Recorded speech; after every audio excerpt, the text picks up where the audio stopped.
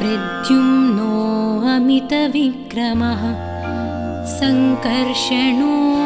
निरुद्धश्च शेषाद्रिपतिरेव च जनार्दनः पद्मनाभो वेङ्कटाचलवासनः सृष्टिकर्ता जगन्नाथो माधवो भक्तवत्सलः गोविन्दो गोपतिः कृष्णः केशवो गरुडध्वजः वराहो वामनश्चैव नारायणाधोक्षजः श्रीधरः पुण्डरीकाक्षः सर्वदेवस्तुतो हरिः श्रीनृसिंहो महासिंहः सूत्राकारः पुरातनः रमानाथो महीभर्ता भूधरः पुरुषोत्तमः चोळपुत्रप्रियः शान्तो ब्रह्मादीनां वरप्रदः श्रीनिधिः सर्वभूतानां भयत्कृद्भयनाशनः श्रीरामो रामभद्रश्च भवबन्धैकमोचकः भूतावासो गिरिवासः श्रीनिवासः श्रियः पतिः अच्युतानन्तगोविन्दो विष्णुर्वेङ्कटनायकः सर्वदेवैकशरणं सर्वदेवैकदैवतं समस्तदेवकवचं सर्वदेवशिखामणिः इतीदं कीर्तितं यस्य विष्णोरमिततेजसः त्रिकाले यः पठेन्नित्यं पापं तस्य न विद्यते राजद्वारे पठेद्घोरे सङ्ग्रामे रिपुसङ्कटे भूतसर्पपिशाचादिभयं नास्ति कदाचन अपुत्रो लभते पुत्रान् निर्धनो धनवान् भवेत् रोगार्तो मुच्यते रोगात् बद्धो मुच्येत बन्धनात् यद्यदिष्टतमं लोके तत्तत् प्राप्नोत्यसंशयः ऐश्वर्यं राजसम्मानं भुक्तिमुक्तिफलप्रदम् विष्णोर्लोकैकसोपानं सर्वदुःखैकनाशनं सर्वैश्वर्यप्रदं नॄणां सर्वमङ्गलकारकम् मायावि परमानन्दं त्यक्त्वा वैकुण्ठमुत्तमं स्वामि पुष्करिणीतीरे रमया सह मोदते कल्याणाद्भुतगात्राय कामितार्थप्रदायिने श्रीमद्वेङ्कटनाथाय श्रीनिवासाय मङ्गलम् इति श्रीब्रह्माण्डपुराणे ब्रह्मनारदसंवादे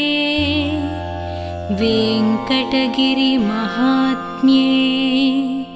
श्रीवेङ्कटेश अष्टकं सम्पूर्णम्।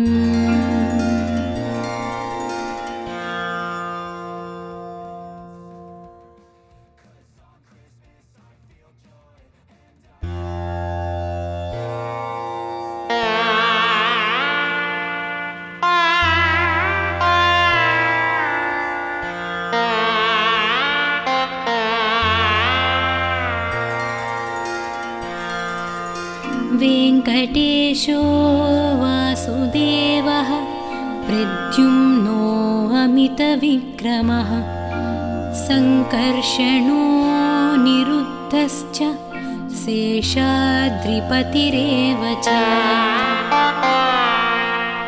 जनार्दनः पद्मनाभो वेङ्कटाचलवासनः सृष्टिकर्ता जगन्नाथो माधवो भक्तवत्सलः गोविन्दो गोपतिः कृष्णः केशवो गरुडध्वजः वराहो वामनश्चैव नारायणाधोक्षजः श्रीधरः पुण्डरीकाक्षः सर्वदेवस्तुतो हरिः श्रीनृसिंहो महासिंहः सूत्राकारः पुरातनः रमानाथो महीभर्ता भूधरः पुरुषोत्तमः चोळपुत्रप्रियः शान्तो ब्रह्मादीनां वरप्रदः श्रीनिधिः सर्वभूतानां भयत्कृद्भयनाशनः श्रीरामो रामभद्रश्च भवबन्धैकमोचकः भूतावासो गिरिवासः श्रीनिवासः श्रियः पतिः अच्युतानन्तगोविन्दो विष्णुर्वेङ्कटनायकः सर्वदेवैकशरणं सर्वदेवैकदैवतं समस्तदेवकवचं सर्वदेवशिखामणिः इतीदं कीर्तितं यस्य विष्णोरमिततेजसः त्रिकाले यः पठेन्नित्यं पापं तस्य न विद्यते राजद्वारे पठेद्घोरे सङ्ग्रामे रिपुसङ्कटे भूतसर्पपिशाचादिभयं नास्ति कदाचन अपुत्रो लभते पुत्रान् निर्धनो धनवान् भवेत् रोगार्तो मुच्यते रोगात् बद्धो मुच्येत बन्धनात् यद्यदिष्टतमं लोके तत्तत् प्राप्नोत्यसंशयः ऐश्वर्यं राजसम्मानं भुक्तिमुक्तिफलप्रदम् विष्णोर्लोकैकसोपानं सर्वदुःखैकनाशनं सर्वैश्वर्यप्रदं नॄणां सर्वमङ्गलकारकम् मायावि परमानन्दं त्यक्त्वा वैकुण्ठमुत्तमं स्वामि पुष्करिणीतीरे रमया सह मोदते कल्याणाद्भुतगात्राय कामितार्थप्रदायिने श्रीमद्वेङ्कटनाथाय श्रीनिवासाय मङ्गलम् इति श्रीब्रह्माण्डपुराणे ब्रह्मनारदसंवादे वेङ्कटगिरिमहात्म्ये श्रीवेङ्कटेश अष्टकं सम्पूर्णम्।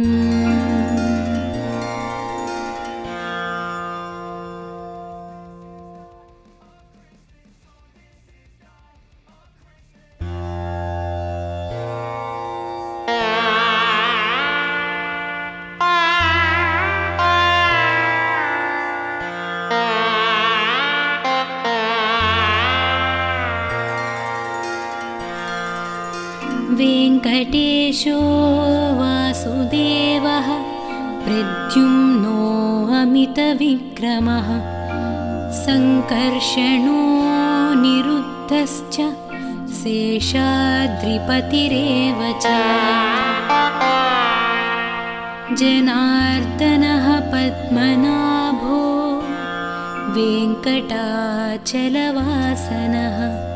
सृष्टिकर्ता जगन्नाथो माधवो भक्तवत्सलः गोविन्दो गोपतिः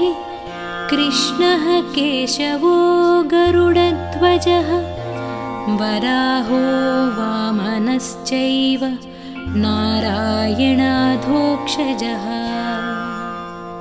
श्रीधरः पुण्डरीकाक्षः सर्वदेवस्तुतो हरिः श्रीनृसिंहो महासिंहः सूत्राकारः पुरातनः रमानाथो महीभर्ता भूधरः पुरुषोत्तमः चोळपुत्रप्रियः शान्तो ब्रह्मादीनां वरप्रदः श्रीनिधिः सर्वभूतानां भयत्कृद्भयनाशनः श्रीरामो रामभद्रश्च भवबन्धैकमोचकः भूतावासो गिरिवासः श्रीनिवासः श्रियः पतिः अच्युतानन्तगोविन्दो विष्णुर्वेङ्कटनायकः सर्वदेवैकशरणं सर्वदेवैकदैवतं समस्तदेवकवचं सर्वदेवशिखामणिः इतीदं कीर्तितं यस्य विष्णोरमिततेजसः त्रिकाले यः पठेन्नित्यं पापं तस्य न विद्यते राजद्वारे पठेद्घोरे सङ्ग्रामे रिपुसङ्कटे भूतसर्पपिशाचादिभयं नास्ति कदाचन अपुत्रो लभते पुत्रान् निर्धनो धनवान् भवेत् रोगार्तो मुच्यते रोगात् बद्धो मुच्येत बन्धनात् यद्यदिष्टतमं लोके तत्तत् प्राप्नोत्यसंशयः ऐश्वर्यं राजसम्मानं भुक्तिमुक्तिफलप्रदम् विष्णोर्लोकैकसोपानं सर्वदुःखैकनाशनं सर्वैश्वर्यप्रदं नॄणां सर्वमङ्गलकारकम् मायावि परमानन्दं त्यक्त्वा वैकुण्ठमुत्तमम् स्वामी पुष्करिणीतीरे रमया सह मोदते कल्याणाद्भुतगात्राय कामितार्थप्रदायिने श्रीमद्वेङ्कटनाथाय श्रीनिवासाय मङ्गलम् इति श्रीब्रह्माण्डपुराणे ब्रह्मनारदसंवादे वेङ्कटगिरिमहात्म्ये श्रीवेङ्कटेश अष्टकं सम्पूर्णम्।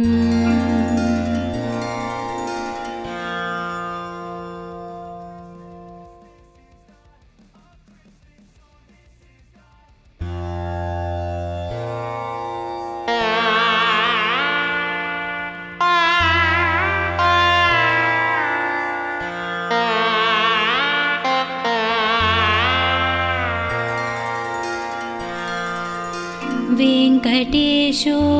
वासुदेवः प्रद्युम्नो अमितविक्रमः सङ्कर्षणो निरुद्धश्च शेषाद्रिपतिरेव च जनार्दनः पद्मनाभो वेङ्कटाचलवासनः सृष्टिकर्ता जगन्नाथो माधवो भक्तवत्सलः गोविन्दो गोपतिः कृष्णः केशवो गरुडध्वजः वराहो वामनश्चैव नारायणाधोक्षजः श्रीधरः पुण्डरीकाक्षः सर्वदेवस्तुतो हरिः श्रीनृसिंहो महासिंहः सूत्राकारः पुरातनः रमानाथो महीभर्ता भूधरः पुरुषोत्तमः चोळपुत्रप्रियः शान्तो ब्रह्मादीनां वरप्रदः श्रीनिधिः सर्वभूतानां भयत्कृद्भयनाशनः श्रीरामो रामभद्रश्च भवबन्धैकमोचकः भूतावासो गिरिवासः श्रीनिवासः श्रियः पतिः अच्युतानन्तगोविन्दो विष्णुर्वेङ्कटनायकः सर्वदेवैकशरणं सर्वदेवैकदैवतं समस्तदेवकवचं सर्वदेवशिखामणिः इतीदं कीर्तितं यस्य विष्णोरमिततेजसः त्रिकाले यः पठेन्नित्यं पापं तस्य न विद्यते राजद्वारे पठेद्घोरे सङ्ग्रामे रिपुसङ्कटे भूतसर्पपिशाचादिभयं नास्ति कदाचन अपुत्रो लभते पुत्रान् निर्धनो धनवान् भवेत् रोगार्तो मुच्यते रोगात् बद्धो मुच्येत बन्धनात् यद्यदिष्टतमं लोके तत्तत् प्राप्नोत्यसंशयः ऐश्वर्यं राजसम्मानं भुक्तिमुक्तिफलप्रदम् विष्णोर्लोकैकसोपानं सर्वदुःखैकनाशनं सर्वैश्वर्यप्रदं नॄणां सर्वमङ्गलकारकम् मायावि परमानन्दं त्यक्त्वा वैकुण्ठमुत्तमं स्वामि पुष्करिणीतीरे रमया सह मोदते कल्याणाद्भुतगात्राय कामितार्थप्रदायिने श्रीमद्वेङ्कटनाथाय श्रीनिवासाय मङ्गलम् इति श्रीब्रह्माण्डपुराणे ब्रह्मनारदसंवादे वेङ्कटगिरिमहात्म्ये श्रीवेङ्कटेश अष्टकं सम्पूर्णम्।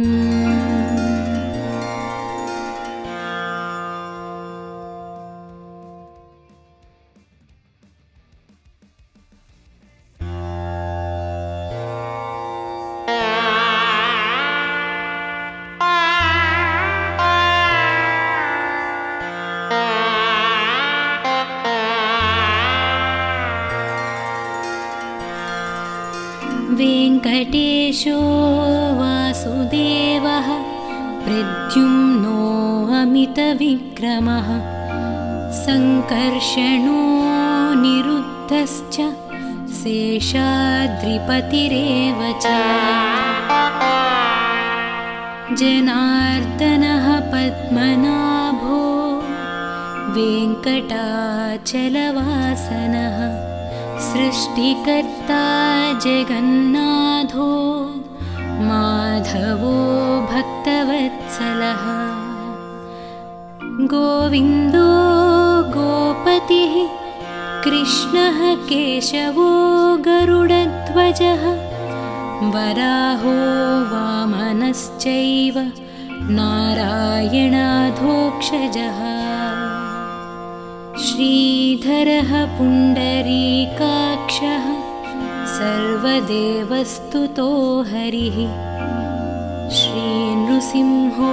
महासिंहः सूत्राकारः पुरातनः रमानाथो महीभर्ता भूधरः पुरुषोत्तमः चोळपुत्रप्रियः शान्तो ब्रह्मादीनां वरप्रदः श्रीनिधिः सर्वभूतानां भयत्कृद्भयनाशनः श्रीरामो रामभद्रश्च भवबन्धैकमोचकः भूतावासो गिरिवासः श्रीनिवासः श्रियः पतिः अच्युतानन्तगोविन्दो विष्णुर्वेङ्कटनायकः सर्वदेवैकशरणं सर्वदेवैकदैवतं समस्तदेवकवचं सर्वदेवशिखामणिः इतीदं कीर्तितं यस्य विष्णोरमिततेजसः त्रिकाले यः पठेन्नित्यं पापं तस्य न विद्यते राजद्वारे पठेद्घोरे सङ्ग्रामे रिपुसङ्कटे भूतसर्पपिशाचादिभयं नास्ति कदाचन अपुत्रो लभते पुत्रान् निर्धनो धनवान् भवेत् रोगार्तो मुच्यते रोगात् बद्धो मुच्येत बन्धनात् यद्यदिष्टतमं लोके तत्तत् प्राप्नोत्यसंशयः ऐश्वर्यं राजसम्मानं भुक्तिमुक्तिफलप्रदम् विष्णोर्लोकैकसोपानं सर्वदुःखैकनाशनं सर्वैश्वर्यप्रदं नॄणां सर्वमङ्गलकारकम् मायावि परमानन्दं त्यक्त्वा वैकुण्ठमुत्तमम् स्वामि पुष्करिणीतीरे रमया सह मोदते कल्याणाद्भुतगात्राय कामितार्थप्रदायिने श्रीमद्वेङ्कटनाथाय श्रीनिवासाय मङ्गलम् इति श्रीब्रह्माण्डपुराणे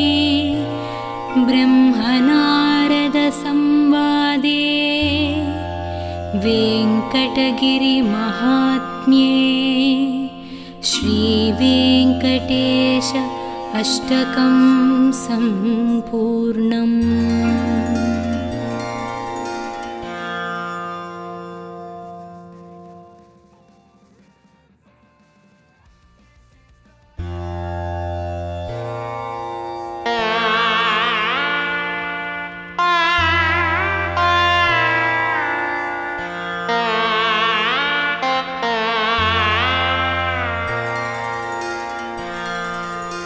वेङ्कटेशो वासुदेवः प्रद्युम्नो अमितविक्रमः सङ्कर्षणो निरुद्धश्च शेषाद्रिपतिरेव च जनार्दनः पद्मनाभो वेङ्कटाचलवासनः सृष्टिकर्ता जगन्नाथो माधवो भक्तवत्सलः गोविन्दो गोपतिः कृष्णः केशवो गरुडध्वजः वराहो वामनश्चैव नारायणाधोक्षजः श्रीधरः पुण्डरीकाक्षः सर्वदेवस्तुतो हरिः श्रीनृसिंहो महासिंहः सूत्राकारः पुरातनः रमानाथो महीभर्ता भूधरः पुरुषोत्तमः चोळपुत्रप्रियः शान्तो ब्रह्मादीनां वरप्रदः श्रीनिधिः सर्वभूतानां भयत्कृद्भयनाशनः श्रीरामो रामभद्रश्च भवबन्धैकमोचकः भूतावासो गिरिवासः श्रीनिवासः श्रियः पतिः अच्युतानन्तगोविन्दो विष्णुर्वेङ्कटनायकः सर्वदेवैकशरणं सर्वदेवैकदैवतं समस्तदेवकवचं सर्वदेवशिखामणिः इतीदं कीर्तितं यस्य विष्णोरमिततेजसः त्रिकाले यः पठेन्नित्यं पापं तस्य न विद्यते राजद्वारे पठेद्घोरे सङ्ग्रामे रिपुसङ्कटे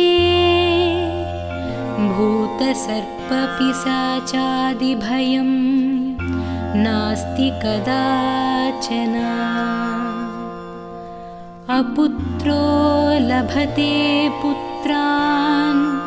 निर्धनो धनवान् भवेत् रोगार्तो मुच्यते रोगात् बद्धो मुच्येत बन्धनात् यद्यदिष्टतमं लोके तत्तत् प्राप्नोत्यसंशयः ऐश्वर्यं राजसम्मानं भुक्तिमुक्तिफलप्रदम् विष्णोर्लोकैकसोपानं सर्वदुःखैकनाशनं सर्वैश्वर्यप्रदं नॄणां सर्वमङ्गलकारकम् मायावि परमानन्दं त्यक्त्वा वैकुण्ठमुत्तमं स्वामि पुष्करिणीतीरे रमया सह मोदते कल्याणाद्भुतगात्राय कामितार्थप्रदायिने श्रीमद्वेङ्कटनाथाय श्रीनिवासाय मङ्गलम् इति श्रीब्रह्माण्डपुराणे ब्रह्मनारदसंवादे वेङ्कटगिरिमहात्म्ये श्रीवेङ्कटेश अष्टकं सम्पूर्णम्।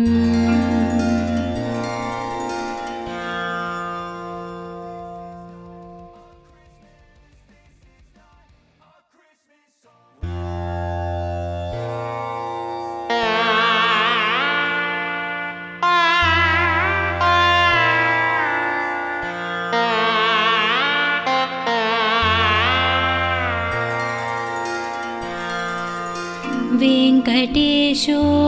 वासुदेवः प्रद्युम्नो अमितविक्रमः सङ्कर्षणो निरुद्धश्च शेषाद्रिपतिरेव च जनार्दनः पद्मनाभो वेङ्कटाचलवासनः सृष्टिकर्ता जगन्नाथो माधवो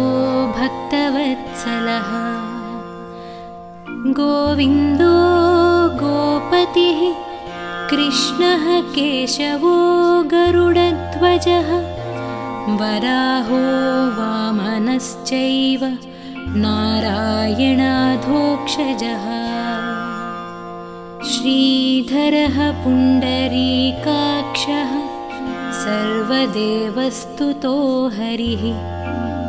श्रीनृसिंहो महासिंहः सूत्राकारः पुरातनः रमानाथो महीभर्ता भूधरः पुरुषोत्तमः चोळपुत्रप्रियः शान्तो ब्रह्मादीनां वरप्रदः श्रीनिधिः सर्वभूतानां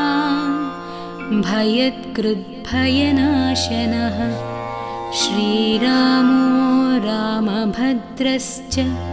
भवबन्धैकमोचकः भूतावासो गिरिवासः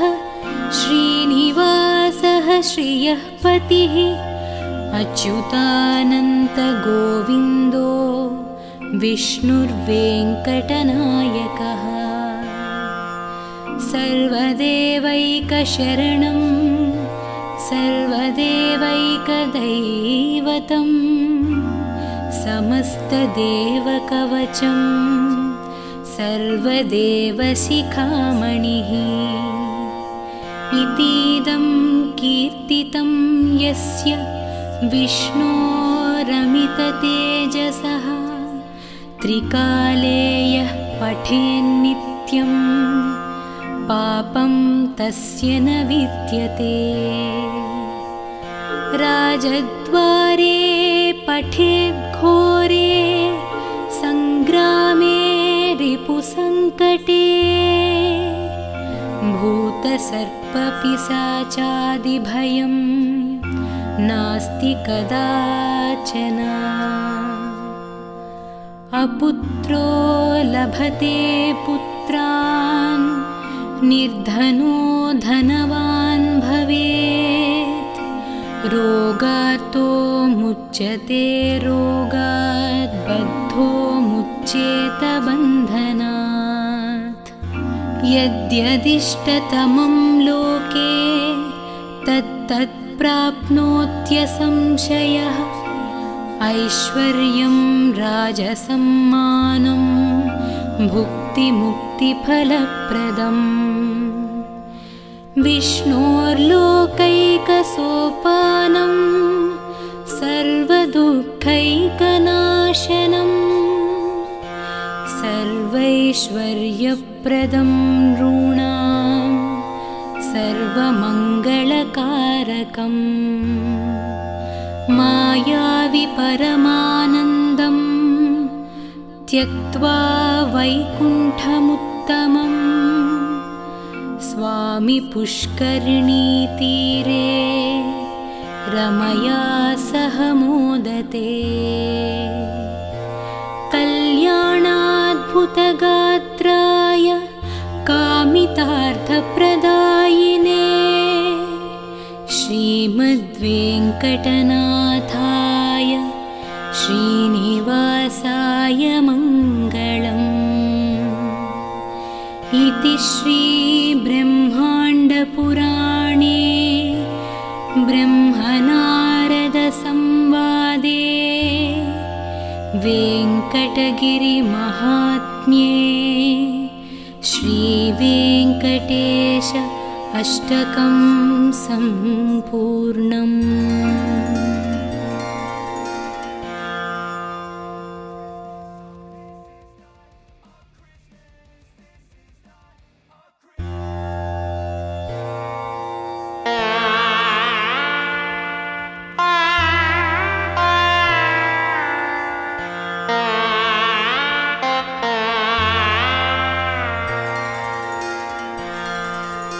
वेङ्कटेशो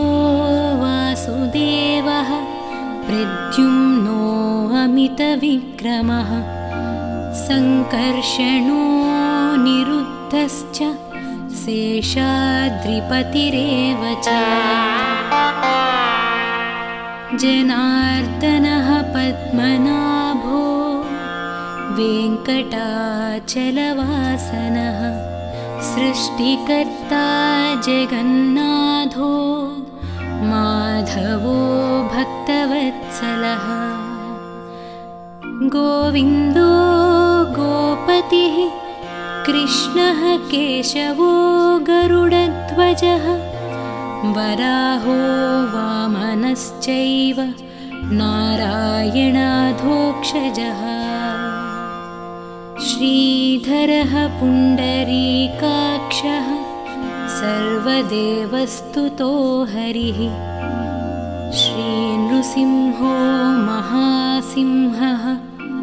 सूत्राकारः पुरातनः रमानाथो महीभर्ता भूधरः पुरुषोत्तमः चोळपुत्रप्रियः शान्तो ब्रह्मादीनां वरप्रदः श्रीनिधिः सर्वभूतानां भयत्कृद्भयनाशनः श्रीरामो रामभद्रश्च भवबन्धैकमोचकः भूतावासो गिरिवासः श्रीनिवासः श्रियः पतिः अच्युतानन्तगोविन्दो विष्णुर्वेङ्कटनायकः सर्वदेवैकशरणं सर्वदेवैकदैवतं समस्तदेवकवचं सर्वदेवशिखामणिः इतीदं कीर्तितं यस्य विष्णोरमिततेजसः त्रिकाले यः पठेन्नित्यं पापं तस्य न विद्यते राजद्वारे पठेद्घोरे सङ्ग्रामे रिपुसङ्कटे भूतसर्पपिशाचादिभयं नास्ति कदाचन अपुत्रो लभते पुत्रान् निर्धनो धनवान् भवेत् रोगार्तो मुच्यते रोगात् बद्धो मुच्येत बन्धनात् यद्यदिष्टतमं लोके तत्तत् प्राप्नोत्यसंशयः ऐश्वर्यं राजसम्मानं भुक्तिमुक्तिफलप्रदम् विष्णोर्लोकैकसोपानं सर्वदुःखैकनाशनं सर्वैश्वर्यप्रदं नॄणां सर्वमङ्गलकारकम् मायावि परमानन्दं त्यक्त्वा वैकुण्ठमुत्तमम् स्वामी पुष्करिणीतीरे रमया सह मोदते कल्याणाद्भुतगात्राय कामितार्थप्रदायिने श्रीमद्वेङ्कटनाथाय श्रीनिवासाय मङ्गलम् इति श्रीब्रह्माण्डपुराणे ब्रह्मनारदसंवादे वेङ्कटगिरिमहात्म्ये श्रीवेङ्कटेश अष्टकं सम्पूर्णम्।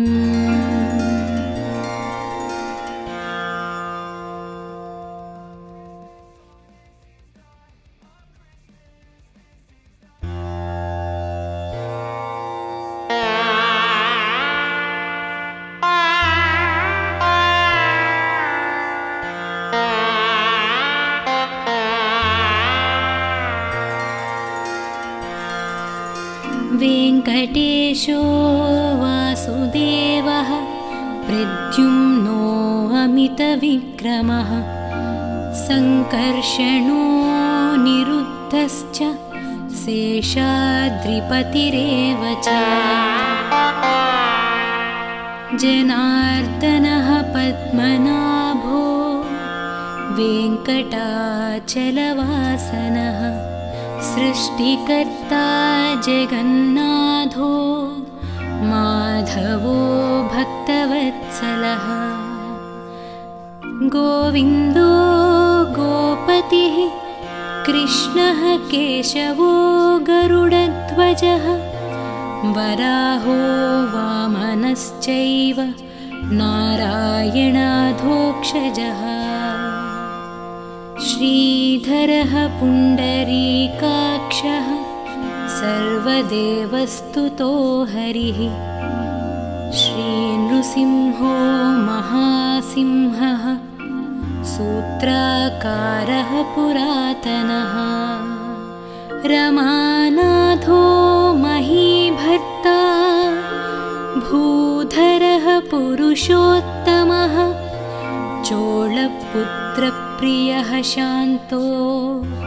ब्रह्मादीनां वरप्रदः श्रीनिधिः सर्वभूतानां भयत्कृद्भयनाशनः श्रीरामो रामभद्रश्च भवबन्धैकमोचकः भूतावासो गिरिवासः श्रीनिवासः श्रियः पतिः अच्युतानन्तगोविन्दो विष्णुर्वेङ्कटनायकः सर्वदेवैकशरणं सर्वदेवैकदैवतं समस्तदेवकवचं सर्वदेवशिखामणिः इतीदं कीर्तितं यस्य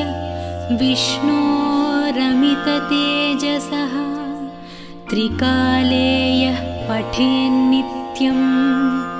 पापं तस्य न विद्यते राजद्वारे पठेद्घोरे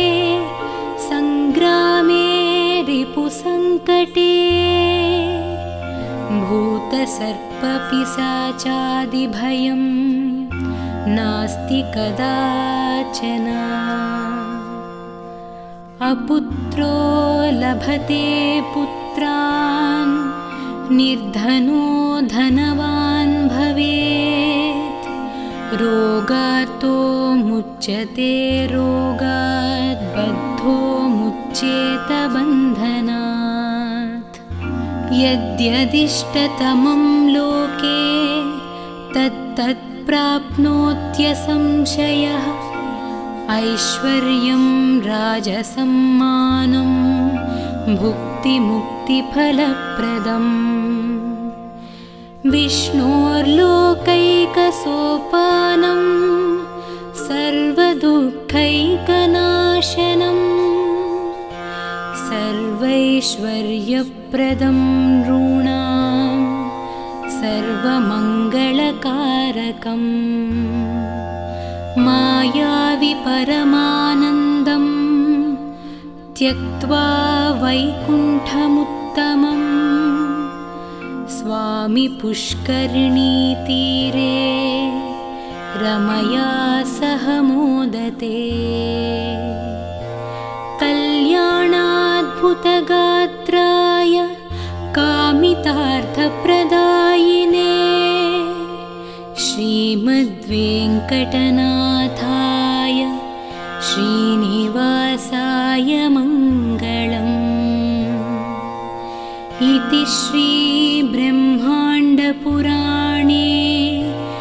ब्रह्मनारदसंवादे वेङ्कटगिरिमहात्म्ये श्रीवेङ्कटेश अष्टकं सम्पूर्णम्।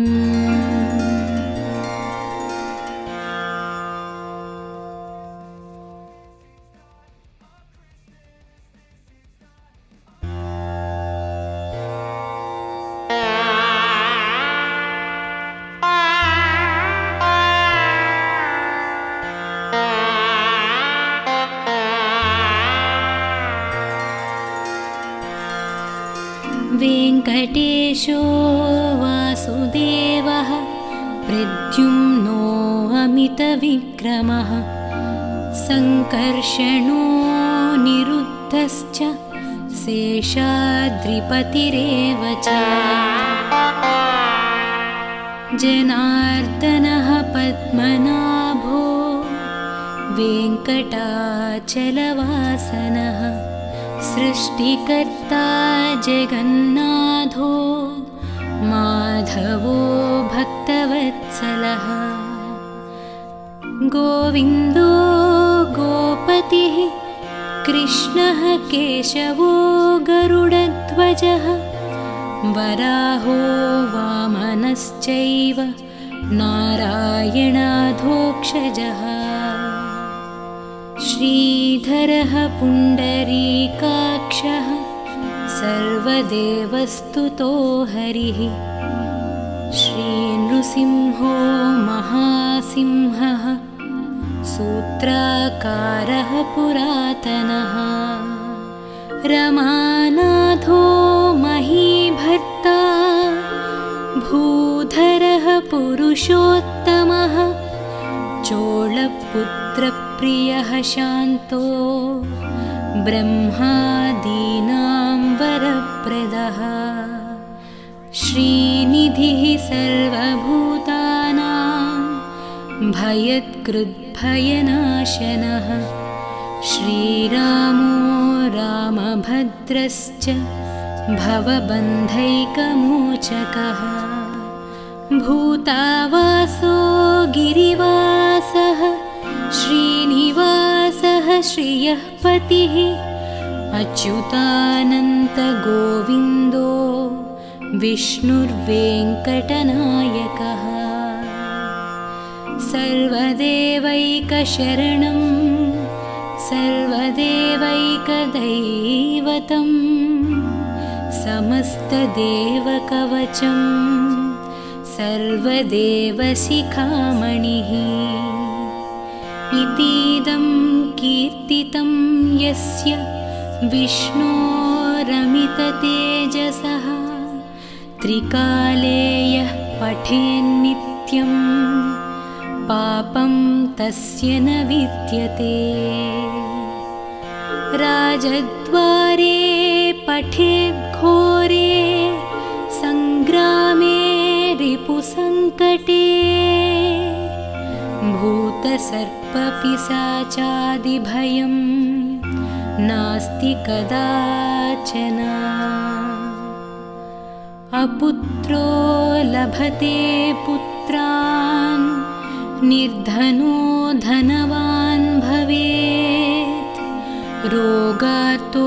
मुच्यते रोगात् बद्धो मुच्येत बन्धनात् यद्यदिष्टतमं लोके तत्तत् प्राप्नोत्यसंशयः ऐश्वर्यं राजसम्मानं भुक्तिमुक्तिफलप्रदम् विष्णोर्लोकैकसोपानं सर्वदुःखैकनाशनं सर्वैश्वर्यप्रदं नॄणां सर्वमङ्गलकारकम् मायावि परमानन्दं त्यक्त्वा वैकुण्ठमुत्तमम् स्वामि पुष्करिणीतीरे रमया सह मोदते कल्याणाद्भुतगात्राय कामितार्थप्रदायिने श्रीमद्वेङ्कटनाथाय श्रीनिवासाय मङ्गलम् इति श्रीब्रह्माण्डपुराणे ब्रह्मनारदसंवादे वेङ्कटगिरिमहात्म्ये श्रीवेङ्कटेश अष्टकं सम्पूर्णम्।